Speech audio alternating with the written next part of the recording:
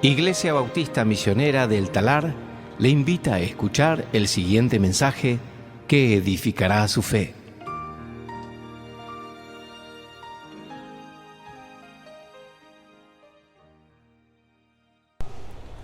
Filipenses capítulo 1 en esta mañana, y vamos a estar en versículos 12 al 18. Es un párrafo muy largo y un párrafo que a veces es difícil saber dónde dividirlo, pero lo hemos dividido aquí en versículo 18 en esta mañana. Vamos a comenzar leyendo el pasaje en esta mañana. Filipenses capítulo 1, versículo 12, dice así: Quiero que sepan, hermanos, que las circunstancias en que me he visto han redundado en un mayor progreso del Evangelio, de tal manera que mis prisiones por la causa de Cristo se han hecho notorias en toda la guardia pretoriana y a todos los demás. La mayoría de los hermanos, confiando en el Señor por causa de mis prisiones, tienen mucho más valor para hablar la palabra de Dios sin temor. Ahora, para un momento. Aquí algunos en su Biblia van a tener versículos 15, 16 y 17, y otros van a tener 15, 17 y 16, ¿sí? Así que si tenés Reina Valera, lee el 15, después el 17, después el 16, ¿está bien?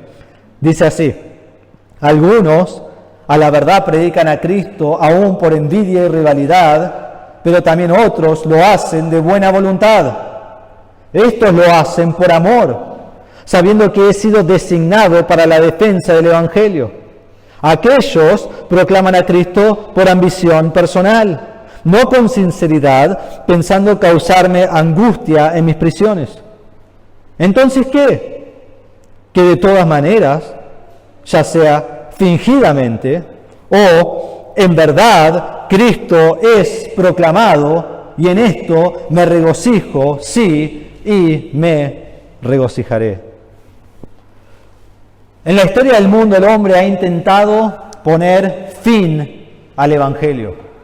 Han puesto a creyentes en la cárcel, han decapitado a creyentes, que por la historia creemos que esa es lo que ocurrió a Pablo.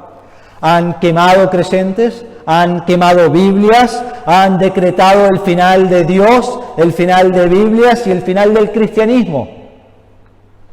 En los años 1600, en Inglaterra comenzaron a restringir la libertad de predicar el Evangelio. Solo aquellos ministros que eran licenciados eran los que podían predicar, y cualquiera que se opusiera a la autoridad de la iglesia anglicana podría ser enviado a la cárcel y hasta sufrir la muerte. Pero esto no detuvo a John Bunyan, quizás han escuchado de él, no lo detuvo para nada. Él continuó predicando la palabra de Dios como lo venía haciendo antes, y en 1660 fue abruptamente interrumpido por los magistrados y lo llevaron arrestado a la cárcel. Y realmente cuando lo llevaron, o antes de llevarlo, le dijeron: deja de predicar o vas a la cárcel. Y John Bunyan respondió que él fue llamado a predicar el Evangelio de Cristo y nada lo iba a detener. El momento que él entró a la cárcel, en la cual estuvo por 12 años, él entró a la cárcel y cuando la esposa se enteró, estando embarazada de su 5º hijo, ella entró a trabajo de parto, tuvo el hijo y el hijo murió. Él entró a la cárcel en ese mismo momento que ocurrió eso. Tenía una mujer con 4 hijos, al cual él fue responsable para proveerle. Pero lo único que Bunyan quería hacer era predicar el Evangelio. Pero lo único que tenía que hacer para volver a ver a su familia y cuidar de ellos era dejar de predicar el Evangelio. Entonces tenía una gran decisión por delante. Él dijo, al ir a la cárcel: la separación de mi esposa y mis pobres hijos a menudo ha sido para mí en este lugar como el sacar la carne de mis huesos. Porque también a menudo venían a mi mente las muchas dificultades, miserias y deseos que mi pobre familia estaba a punto de encontrar. ¿Debería estar separado de ellos? Especialmente mi pobre niña ciega, María, que estaba más cerca de mi corazón que todo lo demás que tenía. Ay, los pensamientos de las dificultades que pensé que mi hija ciega estaría pasando rompían mi corazón en pedazos. Él estaba dispuesto a sacrificar absolutamente todo por proclamar el Evangelio. Bunyan rehusó dejar de predicar el Evangelio de Cristo. Cuando estaba en la cárcel continuó predicando. Y dijeron que lo librarían si él dejara de predicar. Y él respondió, si salgo de prisión hoy, con la ayuda de Dios, predicaría de nuevo el Evangelio mañana. Que es exactamente lo que hicieron los apóstoles. Entonces continuó predicando y aún los presos lo estaban oyendo. Entonces fue puesto en el lugar más aislado de la cárcel para que él dejara de predicar. Y allí en el lugar más aislado de la cárcel él escribió El Progreso del Peregrino, que es, después de la Biblia, el libro más vendido y más leído en la historia del mundo. ¿Por qué? Porque el Evangelio no puede ser detenido. No importa lo que el mundo y el diablo haga, no puede derrotar el Evangelio. Aunque intentaron deshacerse del cristianismo, aunque intentaron deshacerse de Bunyan, el progreso del Evangelio redundaba aún más y más. Y en medio de todo esto, Bunyan encuentra gran gozo. Él dijo así: nunca en toda mi vida tuve una entrada tan grande de la palabra de Dios como ahora. Esas escrituras en las que no vi nada antes están hechas en este lugar y estado para brillar sobre mí. Al disfrutar de esas escrituras he podido reírme de la destrucción y no temer ni al caballo ni a su jinete. He tenido dulces pensamientos del perdón de mis pecados en este lugar y de mi estar con Jesús en otro mundo. Bunyan, en un lugar aislado por años y años y años, allí él encuentra gozo. Allí encuentra gozo, el gozo más profundo de lo que él tenía antes. En medio de su sufrimiento, su deseo mayor fue avanzar el Evangelio y en ese lugar él encuentra su gozo mayor. Cuando miramos aquí en Filipenses capítulo 1, vemos que Pablo encuentra su gozo en el avance del Evangelio. Y eso es exactamente lo que quiero que veamos hoy, que el avance del Evangelio produce gozo. Ahora hemos visto hace unas semanas que oración por otros produce gozo. Y ahora vemos que el avance del Evangelio produce gozo. Y decir, bueno, ¿cuál es? Bueno, las dos y muchas otras cosas que producen gozo en la vida cristiana. Entonces aquí en estos versículos 12 al 18 y todo este libro, Pablo se encuentra en la cárcel, eso lo sabemos. Los filipenses han enviado a Epafrodito para saber la situación de Pablo. Entonces Pablo le escribe esta carta, seguramente enviada con Epafrodito, y ellos quieren saber su situación. Pero miren lo que hace Pablo en los primeros versículos, los primeros 11 versículos. Pablo no les cuenta su situación. Pablo les cuenta cómo está orando por ellos. Y expresa su continua gratitud por ellos en versículos 3 al 8. Vemos que agradece por ellos, que tiene gozo por ellos, que tiene confianza en lo que Dios está haciendo en ellos. Da gracias por la gracia que ha sido dada a ellos, por el amor de ellos. Y luego vemos la petición de Pablo por ellos. Pide para que su amor abunde más y más en conocimiento, en verdad, en discernimiento. Que puedan aprobar lo que es excelente y escogerlo, que sean puros e irreprensibles en el día de Cristo. Que tengan fruto de justicia para la gloria y alabanza de Dios. Esta es su oración por ellos. Pero ahora llegamos al versículo 12 y dice: quiero que sepan, hermanos, que las circunstancias en que me he visto han redundado en aún mayor progreso del Evangelio, de tal manera que mis prisiones por la causa de Cristo se han hecho notorias en toda la guardia pretoriana y a todos los demás. La mayoría de los hermanos, confiando en el Señor por causa de mis prisiones, tienen mucho más valor para hablar la palabra de Dios sin temor. Dice al principio: y quiero que sepan, hermanos. Quiero comunicarles esto que es de gran importancia. Quiero que sepan mis circunstancias inmediatas, porque esto es lo que ellos quieren saber, ¿no? ¿No han visto a Pablo por años? ¿Están preocupados por él? Epafrodito fue a visitarlo y ellos han escuchado que Epafrodito ha enfermado y quieren saber cómo está él también. ¿Quieren saber acerca de las cadenas de Pablo? Si sigue en prisión, si ya ha tenido su juicio, si ha sido soltado, si ha muerto. No saben nada acerca de Pablo. Aunque aquí saben que está vivo porque les está escribiendo.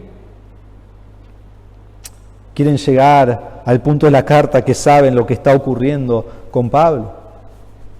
Saben que nosotros cuando viajamos a ir a nuestras iglesias a compartir lo que está pasando en el ministerio en Argentina, yo siempre comienzo recordando a las personas mi nombre, que algunos no saben, hay algunos nuevos, no nos conocen, a toda la familia les presento y todo lo que está pasando en nuestras vidas, y los saludo y les agradezco por todo lo que ellos están haciendo. Pero imagínate que yo me parara y dijera eso y después me siento. La gente estaría como, bueno, qué bueno que te presentaste, pero ¿qué me importa? Quiero saber lo que está pasando en Argentina.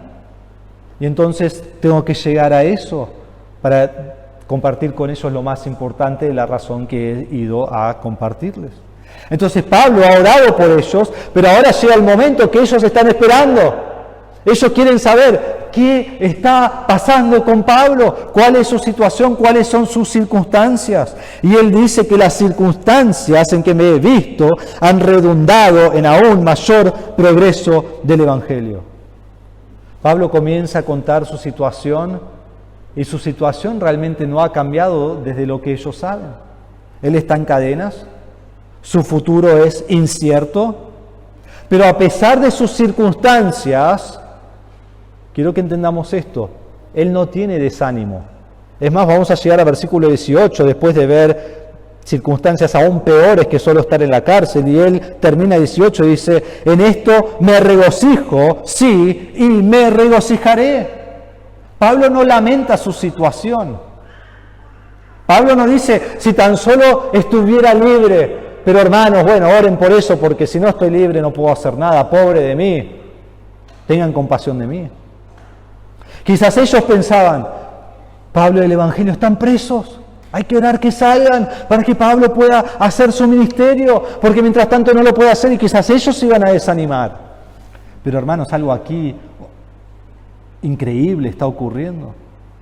Su situación no restringió el Evangelio, su situación redundó para más progreso en el Evangelio. El Evangelio se extiende aún más con Pablo en la cárcel. ¿Cómo puede ser? Bueno, en un momento lo vamos a ver. Pero vemos que Pablo esté libre o esté en la cárcel, lo único que le importa y lo más importante en su vida es que el Evangelio esté progresando. Su vida es el Evangelio. En Romanos 1, él dice que tiene una obligación de anunciar el Evangelio y dice también a ustedes que están en Roma. Y eso lo escribió unos 5 o 6 años antes de que estuviera preso en Roma. En 1 Corintios 9:16, él dice que tiene el deber de predicar el Evangelio. Y luego dice, ay de mí si no predico el Evangelio. En el mismo contexto, al final del pasaje, en versículo 23, dice, todo lo hago por amor del Evangelio, para ser partícipe de él. Debemos entender cómo es Pablo y cómo debe ser en nuestras vidas. Su vida es el Evangelio, es predicar, proclamar el Evangelio de Cristo. Es lo que desea sobre todas las cosas. En 2 Timoteo 2:10, cuando él está en su último encarcelamiento después de en el cual él termina perdiendo su vida, él dice, por tanto, todo lo soporto por amor a los escogidos, para que también ellos obtengan la salvación que está en Cristo Jesús. Entonces él va a soportar lo que sea para que personas conozcan a Cristo. Y todo lo que estamos diciendo es lo que estaba ocurriendo en este mismo momento que él estaba escribiendo esta carta, porque en Hechos 28:23 dice, desde la mañana hasta la tarde les explicaba testificando fielmente sobre el reino de Dios, procurando persuadirlos acerca de Jesús, tanto por la ley de Moisés como por los profetas. Y en versículo 30 dice, Pablo se quedó por 2 años enteros en la habitación que alquilaba y recibía a todos los que iban a verlo, predicando el reino de Dios, enseñando todo lo concerniente al Señor Jesucristo con toda libertad, sin estorbo. Nada más le importa, día y noche, recibiendo personas para predicarles el Evangelio. Aún en la cárcel el Evangelio no pudo ser detenido. Nuevamente en su segundo encarcelamiento en Roma, él dice esto en 2 Timoteo 2, 8 y 9. Acuérdate de Jesucristo resucitado entre los muertos, descendiente de David, conforme a mi evangelio, por el cual sufro penalidades, hasta encarcelamiento, como un malhechor. Y luego Pablo le dice esto a Timoteo: pero la palabra de Dios no está presa. Yo puedo estar preso, yo puedo estar en la cárcel, pero la palabra de Dios no. La palabra de Dios sigue avanzando. Entonces, ¿qué es lo que Pablo hace aquí en la cárcel? Y dicen, bueno, ¿no era una casa alquilada? Sí, es una casa alquilada, pero él está en prisión, encadenado a un guardia. Él está en una cárcel domiciliaria. ¿Y qué es lo que él hace? Predica el Evangelio. Y como vamos a hablar muchísimo del Evangelio en esta mañana, quiero definir lo que es el Evangelio, lo que son las buenas nuevas. Si vos vas a salir a predicar el Evangelio, vos tenés que saber qué predicar. Entonces la pregunta para hacerse es, ¿qué es lo que uno tiene que saber para ser salvo? Ni menos ni más. ¿Cuál es el Evangelio? Porque si predico cualquier cosa menos eso, no es el Evangelio. Y si predico mucho más allá de eso, quizás confundo a las personas a creer en el Evangelio. Entonces, ¿qué es el Evangelio? El Evangelio es que Cristo, Jesucristo, quien es Dios, vino a este mundo, nació en este mundo, vivió una vida perfecta y Él murió en la cruz por tu pecado y mi pecado. Y la Biblia nos dice que todos nosotros somos pecadores en necesidad de un Salvador. Y todo aquel que se arrepiente de su pecado y pone su fe solo en Cristo, quien murió por los pecados y resucitó, tiene vida eterna. Ese es el Evangelio. Eso es lo que Pablo predicaba, que el único camino, la única forma de tener vida, la única verdad para llegar al Padre es por medio de Jesucristo, quien es el Salvador.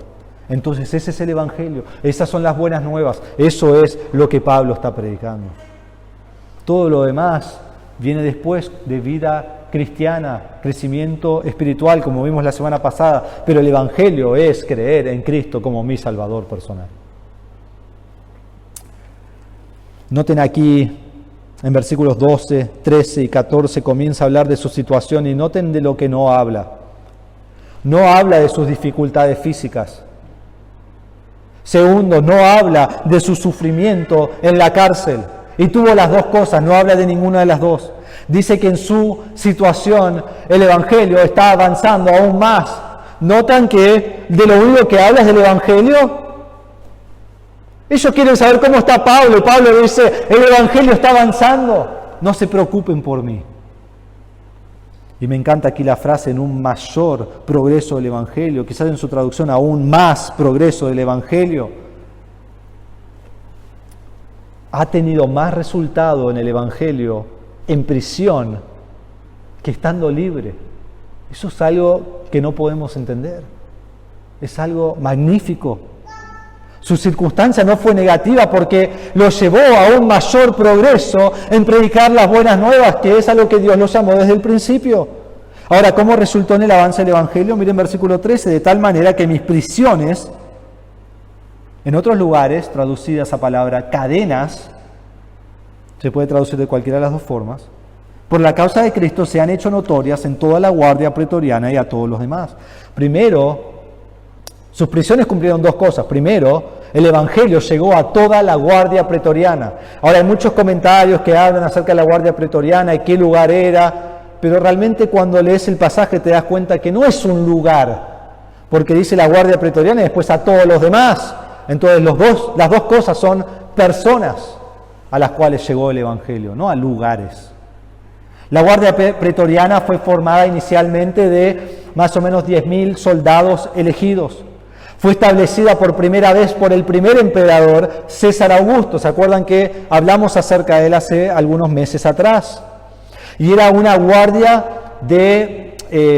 oficial del gobernador, que esta guardia a cargo de prisioneros imperiales. Así que imagínate los peores criminales que existían, los peores malhechores, esta guardia se ocupaba de ellos.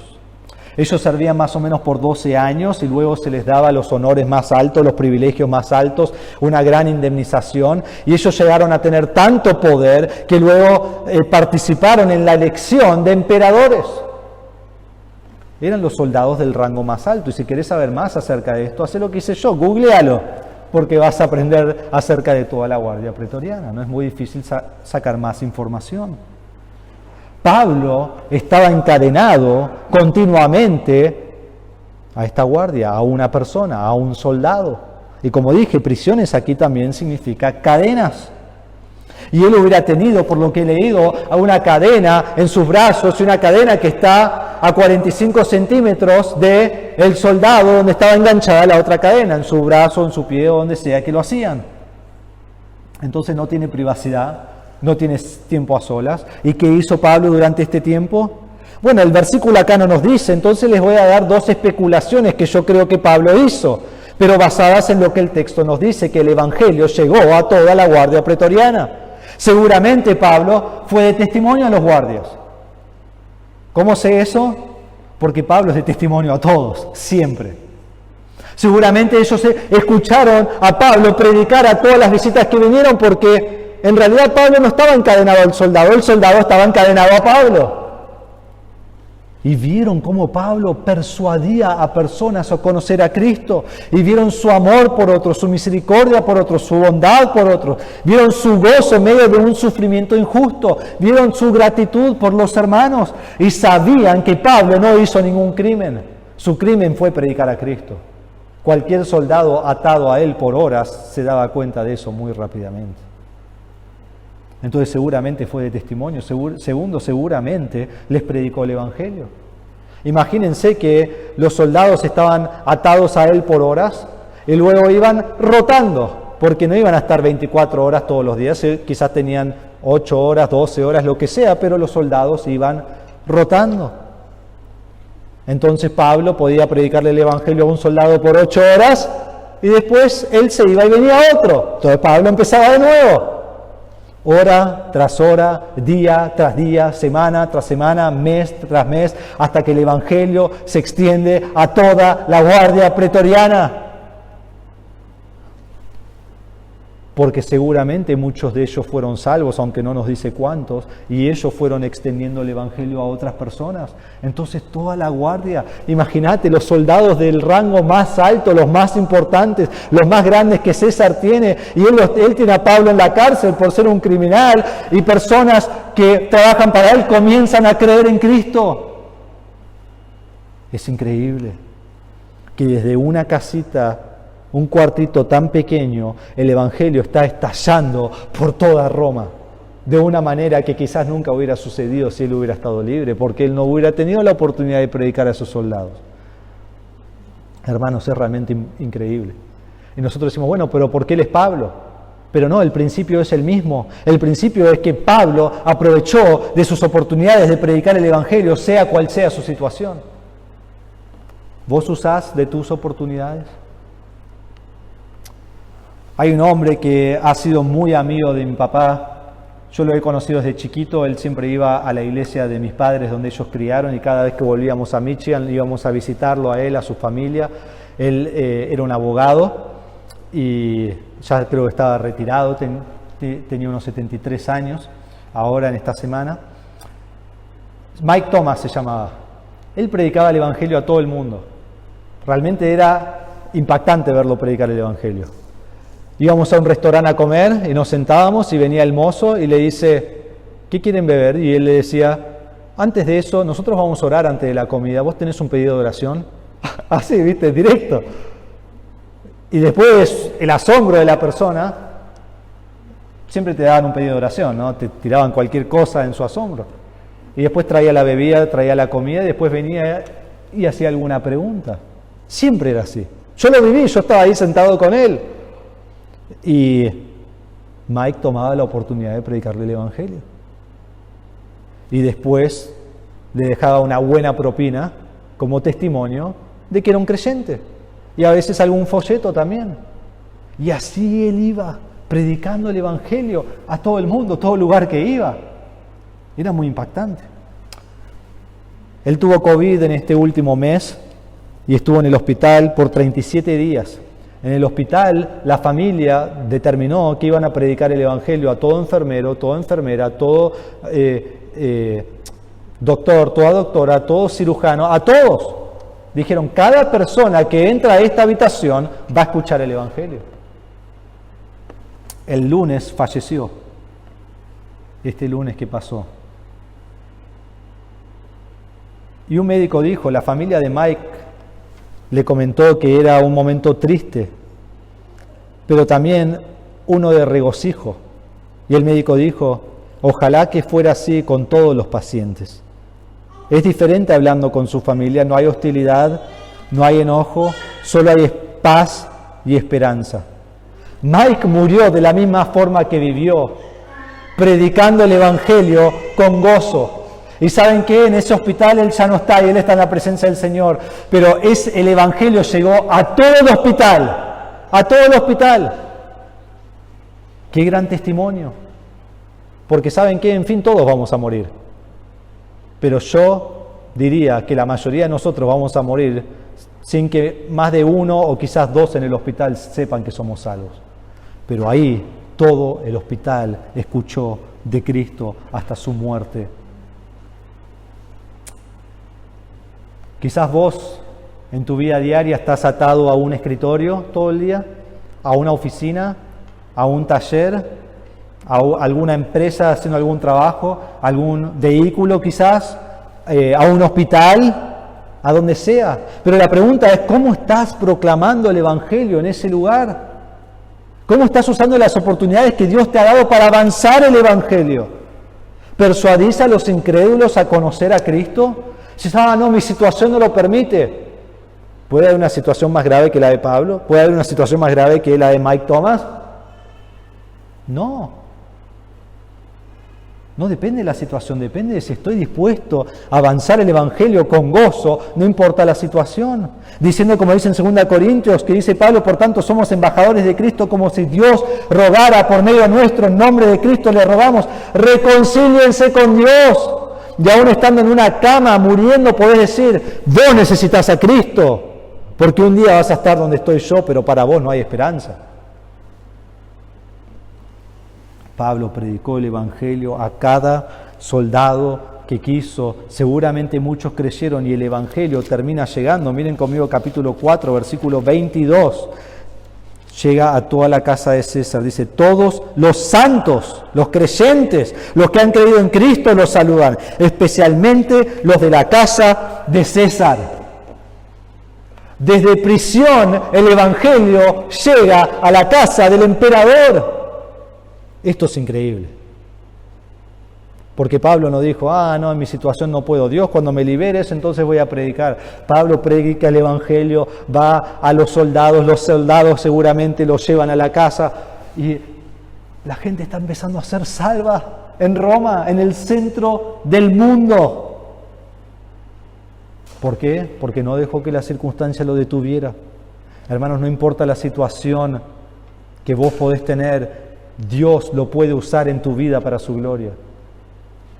¿Recuerdan a José vendido como joven por sus hermanos? Y cuando tuvo la oportunidad de vengarse, ¿qué dijo? Ustedes lo han hecho para mal, pero Dios lo ha hecho para bien y perdonó a sus hermanos. Job, que perdió a todos sus hijos, todos sus bienes, todo lo que poseía, aún su salud, a punto de la muerte, solo con su esposa.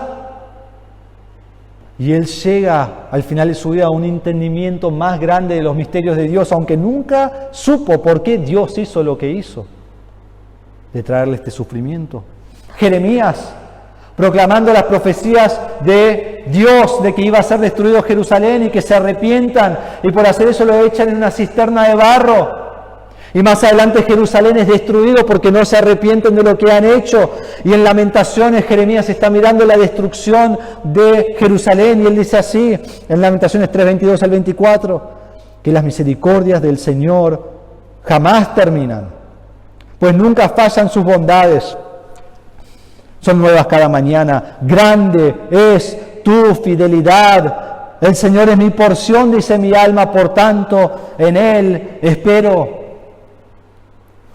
Pedro y Juan están predicando el Evangelio en Hechos capítulo 4 y 5. Y están ante el Sanedrín y continúan predicando y les dicen que no prediquen. Ellos dicen, no nos importa, vamos a obedecer a ustedes o a Dios. Y los azotan y luego los dejan libres y salen de ahí y dice que salieron regocijándose de que hubieran sido considerados dignos de sufrir afrenta por su nombre. En Hechos capítulo 8, la iglesia primitiva está siendo esparcida por la persecución que está ocurriendo, del cual Pablo, que era Saulo en ese tiempo, estaba a cargo. Y nos dice en Hechos 8:1, en aquel día se desató una gran persecución en contra de la iglesia en Jerusalén y todos fueron esparcidos por las regiones de Judea y Samaria, excepto los apóstoles. Aquí tenés los creyentes que están en Jerusalén y tienen que dejar su casa, su trabajo, quizás familia, no tienen nada, el bolso que pueden llevar encima. Y decís, qué situación horrible, ¿qué van a hacer? Versículo 4, así que los que habían sido esparcidos iban predicando la palabra. ¿Qué iban haciendo? Predicando a todo el mundo. Entonces, si sus circunstancias no los podían frenar de predicar el Evangelio, ¿quiénes somos nosotros para lamentarnos a nosotros mismos y decir, en esta situación no puedo predicar el Evangelio? Yo no digo que no pases situaciones difíciles y circunstancias difíciles, horribles, de mucho sufrimiento, pero aún en ese momento, y quizás aún más como Pablo, puede redundar el Evangelio donde estés. No solo eso dice que llegó a toda la guardia pretoriana, sino que el Evangelio llegó a todos los demás. El Evangelio se esparció por toda Roma. Por 2 años Pablo tenía visitas que venían y es lo único que hacía, es predicarle el Evangelio. Toda Roma está hablando del Evangelio. El Evangelio está explotando por todos lados. Y no solo eso, sino versículo 14.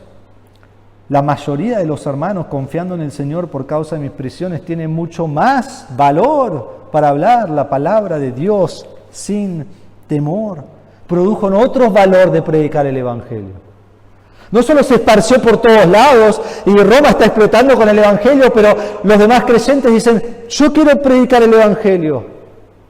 Dio valor, dio denuedo, dio coraje a otros. Pensarías que los desanimaría pensando, si yo predico voy a la cárcel, y si voy a la cárcel muero, pero no es lo que hizo, sino que produjo valentía en otros. Con Pablo en la cárcel, el Evangelio se está extendiendo como un fuego en un bosque y nadie lo puede detener. Más personas están siendo salvas, más personas están predicando el Evangelio. Hay un avivamiento en todo Roma. Y esto fue con la mayoría. No dice allí unos pocos creyentes, no dice algunos creyentes, no dice varios creyentes, ni siquiera dice muchos creyentes. ¿Qué dice ahí? La mayoría. El gran porcentaje, casi todos están predicando el Evangelio. ¿Y cómo lo están haciendo? Sin temor. ¿Sus circunstancias han cambiado? No, ellos van a ir a la cárcel y morir por predicar el Evangelio. Pero ahora, al ver el coraje de Pablo en medio de la cárcel y ver personas salvas, ellos dicen, tenemos que salir a predicar el Evangelio, no importa lo que ocurra. Y no fue un entusiasmo de un momento como a veces somos nosotros, que digo, bueno, voy a salir a predicar y predico 1 o 2 semanas, nadie es salvo y bueno, predicaré en otro momento. Aquí dice, la mayoría de los hermanos, confiando en el Señor por causa de mis prisiones, tienen mucho más valor para hablar. La palabra hablar es un verbo presente que muestra continuidad. Ahora continuamente, todo el tiempo, por todos lados, sin que nadie los pueda detener, están hablando la palabra de Dios. ¿Es así con nosotros?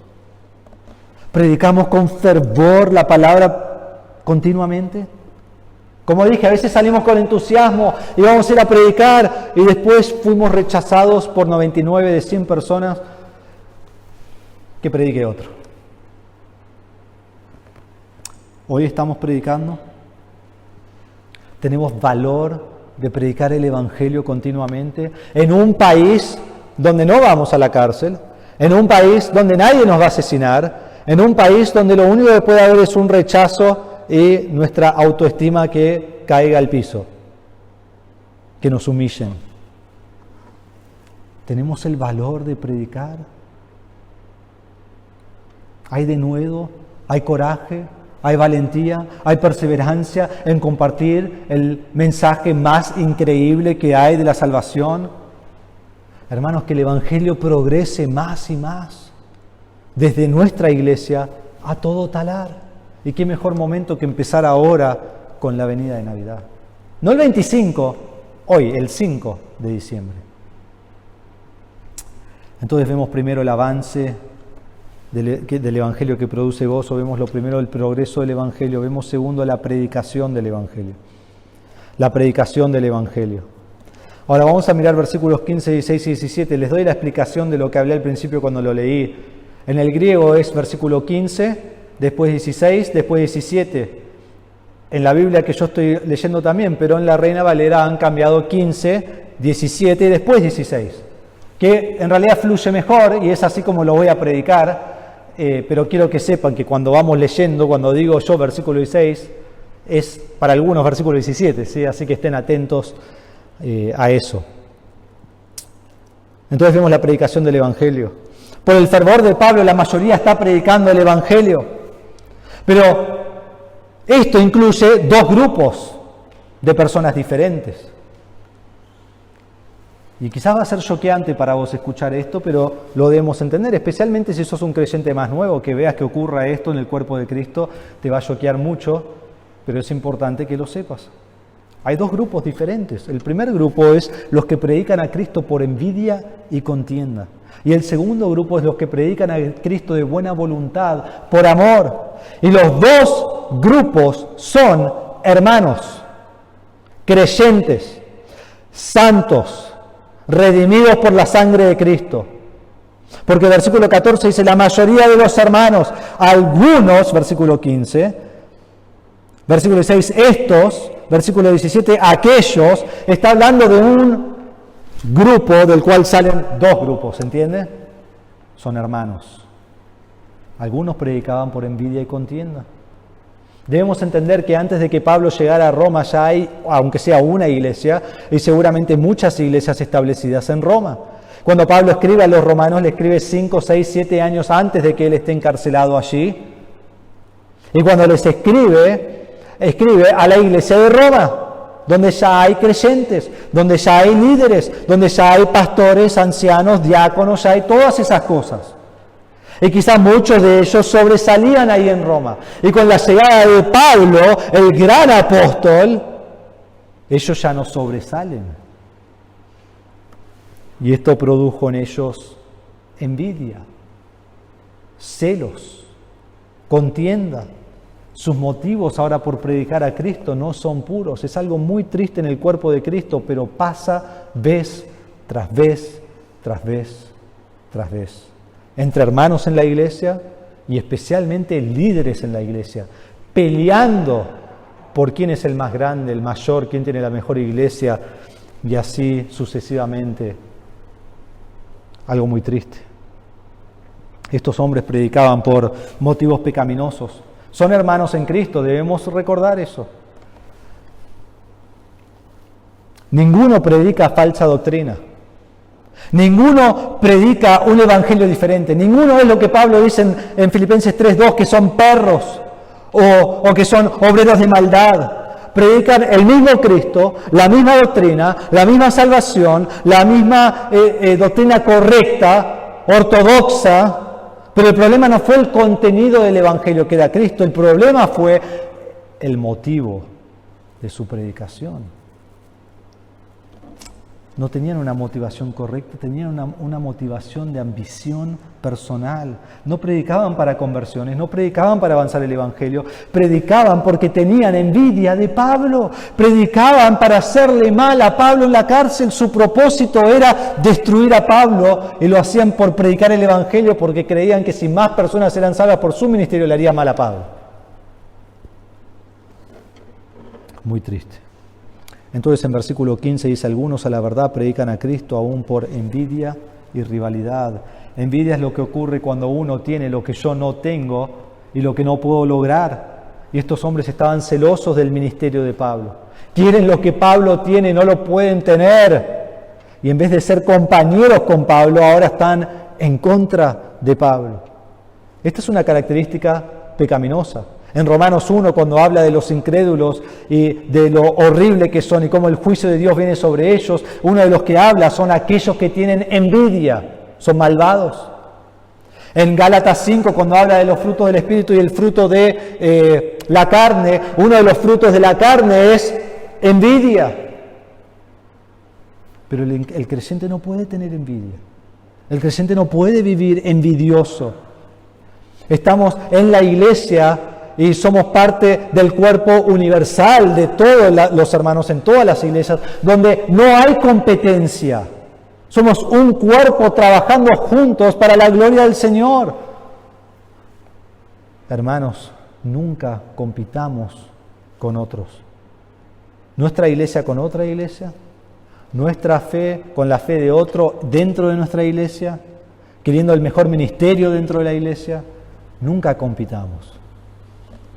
No solo había envidia, sino había rivalidad, o también puede ser traducido en tu Biblia, contienda. Es un espíritu de enemistad, de conflicto, de hostilidad, de discordia, pero obviamente esto era de un solo lado, porque Pablo no sentía lo mismo. Y querían pelear con Pablo para hacerle mal. Como que no fuera suficiente que esté en la cárcel, ahora quieren desanimarlo más todavía. ¿Cómo puede uno compartir el Evangelio para destruir a otro? No tiene sentido. Pero eso es lo que causa la envidia y los celos. En el ministerio no debe haber rivalidad. Tercero, no solo tiene envidia y rivalidad, sino que estas personas en versículo 17 tienen ambición personal, que quizás en tu traducción dice contienda, y viene de la misma raíz de la cual viene el versículo 15, rivalidad. Pero está hablando más acerca de lo que dice en la Nueva Biblia de las Américas, que es ambición personal. Predican para satisfacer sus propios intereses. Quizás tener la iglesia más grande, quizás ser los más famosos, quizás tener más autoridad, ser prominentes en la iglesia para exaltarse a sí mismo en vez de Dios. ¿Saben lo que sería esto? Que si yo o cualquier pastor de nuestras iglesias aquí en Argentina envidiemos a un pastor donde cuando hay una predicación en YouTube tiene 50.000 likes. Yo no sé cuál es, pero si mirás alguno de nuestros mensajes las últimas semanas, si tiene 3 vistos ya es mucho. Pero entonces ¿vamos a envidiar a otros? No, porque aún nosotros aprendemos de ellos. Vamos a dar gracias por ellos. Vamos a aprender de ellos. Esta persona de ambición personal es el que hace lo que sea para llegar a un lugar de prominencia y no importa quién tiene que aplastar en el camino. Había un pastor que decía, lo he escuchado, estoy de acuerdo con su doctrina, pero no de cómo lleva a cabo su ministerio. Él tenía una mega iglesia en Washington, en el estado de Washington, que está en el noroeste de Estados Unidos, de 15.000 o 20.000 personas, que luego cayó por la forma en que él pastoreaba. Y él decía esto: yo llevo a la iglesia a la cima de esa montaña. Vos te podés subir al micro o podés ser aplastado por el micro. Eso decía su congregación. Subite al micro o correte porque te voy a aplastar. El motivo de predicar el Evangelio nunca puede ser por ganancia propia. Nunca. Cuarto, ¿qué hacían estos hombres? En versículo 17, querían causarle angustia a Pablo. Dice ahí al final, no con sinceridad, pensando causarme angustia en mis prisiones. El fin de su predicación, el propósito de su predicación, la meta de su predicación era no ganar almas para Cristo, no avanzar el Evangelio, hacerle mal a Pablo. Hacerle mal a Pablo. Ese era su propósito máximo. Pensaron que sus propios éxitos harían enojar a Pablo y le haría aún peor en la cárcel y terminaría de destruir y demoler la vida de Pablo. Son creyentes carnales. Y lo más probable es que son líderes de la iglesia. No prediques nunca el Evangelio para hacerle mal a otro. Gracias a Dios no era el único grupo que estaba predicando el Evangelio, sino que también había un grupo en versículo 15 y 16. Y estos son los que predican a Cristo de buena voluntad. Estos tienen buena doctrina y buenos motivos. Predican a Cristo y predican para Cristo. No en contra de Pablo, sino con Pablo. Querían ver el avance del Evangelio y Pablo los ha inspirado a predicar aún más para que almas sean salvas. Y versículo 16 dice que lo hacen por amor. Amor por Dios, amor por Pablo, amor de Dios, amor que Pablo ha demostrado. Y ellos quieren salir y predicar el Evangelio para que otros conozcan el amor de Dios. Y ellos saben, dice, sabiendo que he sido designado para la defensa del Evangelio, ellos saben que Dios ha puesto a Pablo allí en la cárcel en Roma para avanzar el Evangelio. Saben que no fue un accidente, saben que fue la mano soberana de Dios. Porque quizás los acusadores estaban diciendo, ¿viste por qué está en la cárcel? Porque él no ama al Señor. ¿O sabés por qué está en la cárcel y no ha muerto todavía? Porque realmente él no ha dado su vida completamente a Dios, entonces todavía no lo matan. Alguna calumnia, porque siempre es así cuando hay celos. Pero estas personas dicen, no, Dios lo ha puesto ahí para el avance del Evangelio y Dios lo ha usado para que nosotros también prediquemos el Evangelio. Entonces Dios los lleva de Judea a Cesarea, a Roma, y desde ahí en su cárcel en Roma, el Evangelio está siendo expandido en la ciudad más importante del Imperio Romano y de todo el mundo antiguo. Hermano, ¿cómo predicás vos el Evangelio? Primero predicás el Evangelio correcto, no obras, no una experiencia, no una entrega de lo que sea que tenés que entregar a Dios, no. Arrepentimiento y fe en Cristo, quien es Dios, que dio su vida en la cruz, cargando tus pecados. Y al tercer día resucitó en victoria sobre el pecado. Ese es el único evangelio que hay. Salvación solo en Cristo, por fe, por gracia. Cuando predicás tu propia gloria o predicás la gloria de Dios. Predicás para jactarte de tu evangelización y los que has traído al Señor, o para llevar personas a Cristo para la gloria del Señor. Predicás para tener el ministerio más importante, o para que el Talar sea la iglesia más prominente, o predicás para ver a Dios exaltado, para ver más personas que conocen a Cristo llegar a la iglesia. ¿Predicás por tus propias ambiciones o predicás por el amor de Cristo? ¿Predicás para hacerle mal a otro o predicás para ver almas conocer al Señor? ¿Competimos en el Evangelio? Nunca seamos motivados en el Evangelio o en el ministerio o en la vida cristiana a hacer algo para Dios solo para que le cause mal a otro. Nunca. No puede ser así.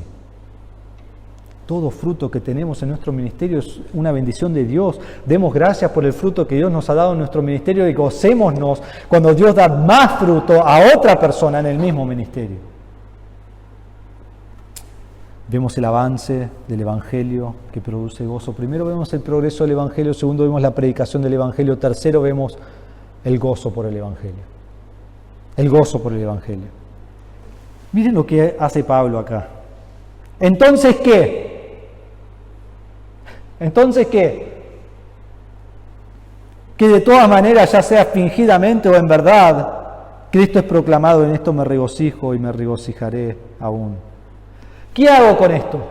Tengo personas que predican la verdad. Tengo personas que predican fingidamente. ¿Qué hago? Es una pregunta retórica. Porque él dice, Cristo es proclamado. ¿Vos lo querés predicar para la gloria de Dios? Amén. ¿Vos lo querés predicar porque me odias? Hacé lo que tengas que hacer. Pero Cristo es proclamado. Y esto de que es proclamado es una palabra, verbo presente, que continuamente es proclamado. Cristo está siendo proclamado por todos lados, por personas que tienen malos motivos, personas que tienen buenos motivos, pero lo que Pablo dice es, Cristo está siendo predicado, Cristo está siendo exaltado, personas lo están conociendo, y eso es lo que me importa. Para Pablo fue mucho más importante que el Evangelio avance que él se defienda a sí mismo. Él no dice acá, y ustedes saben que yo soy un gran apóstol y ellos están equivocados. No le preocupa su imagen, no le preocupa lo que dicen acerca de él, no se lamentan por lo que hace diciendo, pobre de mí, viste, estoy en la cárcel. No sé si voy a morir y encima mirá lo que me hacen a mí. Y ustedes saben quién soy yo. Para nada, no se defiende en ningún momento, porque su deseo mayor es que Cristo sea predicado y las personas están predicando a Cristo. Ahora, obviamente es pecado como algunos lo están predicando, y Pablo no está diciendo que está bien eso. Lo que Pablo está diciendo es que me gozo que el Evangelio es predicado. Estos creyentes carnales querían que Pablo sufra, pero todo fue en vano. Y realmente es casi chistoso, ¿no? Porque ellos no conocían a Pablo, no lo conocían, no se dieron cuenta que esto no iba a afectar a Pablo en lo más mínimo. Es más sufrimiento le querían causar, más gozo le causó. Pobre de ellos. Esto trae gozo al alma de Pablo. Ahora, solo como un comentario, quizás a veces nos preguntamos, ¿Dios puede usar personas así para su gloria? Bueno, ¿qué dice el texto? Lo hacen fingidamente y Cristo es predicado y Pablo se goza. La respuesta es sí, sí. A veces aún personas incrédulas pueden llevar a otro a la salvación. ¿Por qué? Porque conocen todo el Evangelio, pero no han creído. A veces personas que son carnales pueden enseñar la palabra y pueden enseñar muy bien y llevar a muchos a crecer espiritualmente, y después se muestra que su vida fue un fraude, siempre fueron carnales, nunca amaron a Dios, quizás ni eran salvos. Pero eso no cambia que Dios puede usar a quien Él quiere para avanzar el Evangelio. Y tampoco cambia que vos y yo digamos, bueno, entonces vivo como quiere, igual Dios me usa. No, porque todas esas personas rendirán cuentas a Dios por cómo viven. Pero cuando volvemos al texto vemos que nada, absolutamente nada, puede quitar el gozo de Pablo. Está en prisión, en cadenas, pero más dificultad tiene, más gozo produce. MacArthur dice esto en este pasaje, dice, cuando las cosas que parecen ser seguras en la vida colapsan, cuando el sufrimiento y la tristeza aumentan, los creyentes deben tener un más profundo compañerismo con el Señor. Es entonces que ellos experimentarán más completamente el gozo continuo que el apóstol conocía tan bien. ¿Qué dice Pablo al final del versículo? En esto me regocijo, sí, y me regocijaré. Primero dice me regocijo, un verbo presente, activo, continuo, me estoy regocijando, todo el tiempo me estoy regocijando. Y cuando escucho que personas son salvas me regocijo, y cuando escucho que personas me hacen mal pero predican a Cristo me regocijo, estoy siempre regocijándome. ¿Y saben qué? Eso nunca va a parar, porque dice y me regocijaré. En el futuro me regocijaré, siempre me regocijaré. Hasta el día de mi muerte me voy a regocijar cuando Cristo es activamente, continuamente, siempre siendo predicado. Hermanos, debemos regocijarnos al predicar y al ver a otros predicar y ganar almas para Cristo. El avance del Evangelio produce gozo. Déjenme terminar con 4 aplicaciones en esta mañana. 3 del texto y una cuarta para nosotros, donde hago un puente del texto a lo que es realmente nuestro problema hoy en día. Primero, debemos aprovechar de nuestras circunstancias para avanzar el Evangelio, para predicar el Evangelio. La circunstancia de Pablo nunca fue un impedimento de que él predique. Y aún antes que él estuviera en la cárcel en Roma, estaba en la cárcel en Cesarea Marítima, y ahí también predicaba aún a los más grandes, a Félix, a Festo, a los que estaban encargados. Ahora viene aquí, está encarcelado, está en cadenas, está esperando su sentencia. ¿Y qué hace? Continúa predicando el Evangelio. Se pudo haber lamentado, pero no lo hizo. Vos, en tu trabajo, tu oficina, tu casa, tu barrio. No sé cuál es tu situación exacta, tu circunstancia. Aprovechás de cada oportunidad para predicar, de cada oportunidad. Hermanos, el Evangelio no puede ser detenido. La única forma que puede ser detenida es cuando vos y yo nos callamos y no predicamos. Y aún así Dios va a usar a otro para predicar.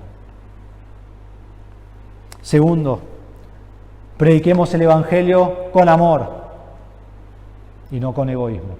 Con amor y no con egoísmo. No predicamos para promovernos a nosotros mismos, no predicamos para tener fama, no predicamos para aparentar ser el mejor cristiano que hay, sino que lo hacemos con amor a los demás. Tercero, regocijémonos cuando Cristo es proclamado. ¿Vos te gozás cuando otro guía a alguien a Cristo? ¿Vos te gozás cuando vos predicaste a una persona día tras día tras día y le predicaste el Evangelio 50 veces, 100 veces, 150 veces y después viene a la iglesia o va a algún lado y otro le predica el Evangelio y la persona salva? Y dice, bueno, qué bueno que fue salvo, pero mira todo el trabajo que puse ahí y Dios se lo dio a otro. ¿Te gozás? Porque realmente no importa por quién fue salvo, importa que Dios me usa a mí para predicar el Evangelio y Dios obra como Él quiere. Entonces debo regocijarme cuando uno llega a la salvación, sea por mi predicación o por otro. Había una persona en la iglesia de Don Torcuato que fue a la iglesia así por años, y nunca fue salvo. Y después vino de México el pastor Enoch Gutiérrez, que es un evangelista, y él vino y predicó, y el primer mensaje que predicó, esa persona sentada ahí fue salva. Y le dijo a mi papá, hoy fui salvo. Y nos reíamos con mi papá, ¿no? Como, vos le predicaste tantos años, pero necesitabas a alguien como Enoch. Y mi papá se gozaba. Y era como, no importa cómo llega la salvación. Pero Dios usa distintas personas, distintas circunstancias para traerlo por medio del Evangelio. Cuarto, el problema de los filipenses no era que prediquen, porque la mayoría predicaba. Era por qué predicaban, por amor o por ambición personal. Pero yo no creo en general que este es nuestro problema, aunque pueda haberlo aisladamente, pero no creo que en general es nuestro problema. Nuestro problema directamente es que no predicamos. Ese es nuestro problema, es que no predicamos. Y no quiero que piensen que pienso en alguien en general, no, yo pienso en nosotros como iglesia, todos. No predicamos como debemos. Y a veces me pregunto ¿por qué? ¿Por qué esconderíamos del mundo las mejores noticias que existen? ¿Por qué las esconderíamos? Y el próximo problema que creo que tenemos es que salimos a predicar a donde sea que estemos, en nuestro trabajo, en la escuela o salimos al barrio, donde sea, y nos desanimamos porque las personas no creen y entonces dejamos de predicar. Como si nosotros determináramos quién es salvo. Como si nosotros fuéramos Dios y decimos, Dios, yo prediqué, ¿dónde está el resultado? No es mi responsabilidad salvar a nadie, mi responsabilidad es predicar el Evangelio y persuadir a las personas a que sean salvas y orar que Dios los salve. Pero si yo predico el Evangelio a mi familiar 2000 veces y digo, bueno, entonces ya no porque no es salvo, eso está mal. Debo seguir predicando. Debo seguir proclamando el Evangelio. No puedo desanimarme porque yo no determino quién va a ser salvo. Hay misioneros que han predicado el Evangelio en algunas partes del mundo y han estado 15 años y han visto 1 o 2 convertidos. Y tienen mucho más fervor que predicar que nosotros. Salgamos a predicar y no nos desanimemos cuando las personas nos rechazan, sino como Pedro y Juan podamos decir, soy digno de ser rechazado, gracias Señor. No nos desanimemos cuando las personas hacen mal contra nosotros porque no quieren saber el Evangelio. Pensemos en Pablo y todo lo que él sufrió. No nos pongamos tristes cuando no quieren saber acerca de Cristo, cuando nos damos cuenta que a Cristo mismo lo mataron. El mundo no quiere el Evangelio, Por eso debemos predicarlo aún más. Entonces usa tus circunstancias para proclamar el Evangelio. Esto produce gozo en tu vida. Juntando este mensaje con el de hace algunas semanas, quizás decir, yo no tengo gozo. Bueno, no es porque Dios no te lo haya dado. Es porque no orás por los hermanos. Es porque no predicas el Evangelio. Es porque tu vida cristiana no es lo que debe ser, entonces eso quita gozo. Usa tus circunstancias para proclamar el Evangelio, porque eso produce gozo. En esta mañana quizás no conoces a Cristo como tu Salvador. Quizás decís, yo no puedo tener el gozo que tuvo Pablo. O decís, yo no puedo tener el gozo que tuvo Bunyan. O yo nunca podría recibir este perdón, porque mi vida es un desastre. Bueno, quiero que sepas que la vida de Pablo era perseguir y matar a creyentes antes de ser salvo. Y Bunyan dijo esto de sí mismo antes de ser salvo. Dice, yo tenía pocos iguales, especialmente teniendo en cuenta mis años. Tenía pocos iguales en cuanto a maldecir, jurar, mentir y blasfemar el santo nombre de Dios. Si lees la biografía de Bunyan, era un desastre, como cualquier otro incrédulo. Pero Dios soberanamente salvó a Bunyan cuando él se arrepintió y puso su fe en Cristo. Y no importa quién seas, lo que hayas hecho, el único pecado que Dios no perdona es el pecado de incredulidad, que es yo no voy a creer en Cristo. Porque uno tiene que creer en Cristo para ser salvo. Pero no importa lo que vos hayas hecho, no importa el mal que haya en tu corazón, si te arrepentís de tu pecado y crees en Cristo, Él te dará la salvación. Vamos a orar. Padre nuestro, te pedimos que uses este pasaje en nuestras vidas, que prediquemos el Evangelio con fervor, que pensemos en esos familiares que no conocen a Cristo y que oremos por ellos, tomemos oportunidades de predicarle el Evangelio, que pensemos en aquellos compañeros del trabajo y busquemos las oportunidades de, especialmente en la Navidad, que es aún más fácil de predicar el Evangelio.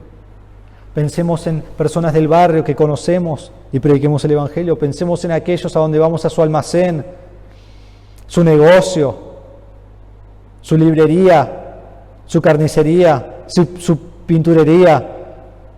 Prediquémosle el Evangelio. Aun si tenemos temor o miedo o no nos animamos, bueno, agarramos un folletito y se lo damos, le decimos que lo lean y luego le decimos que vamos a volver a preguntarle acerca de eso. Pero proclamemos el Evangelio. Amigos con los que me voy a juntar en esta Navidad, proclamemos el Evangelio. Sea la circunstancia en la que estemos, Padre, te pedimos que lo usemos para predicar el Evangelio de Cristo. Y pedimos que nuestra iglesia sea como ese pequeño encarcelamiento de Pablo, que de ahí impactó a toda Roma con el Evangelio. Nuestra iglesia debe impactar a Talar, a Pacheco, a Tigre y a Buenos Aires, y entonces a Argentina y el mundo. Si un hermano lo pudo hacer, por medio de tu poder obrando en él, ¿por qué no nosotros? Danos denuedo de predicar el Evangelio con gozo. Te damos gracias, Señor, en esta mañana por tu palabra, en el nombre de Jesús. Amén. Si pueden ir conmigo a Lucas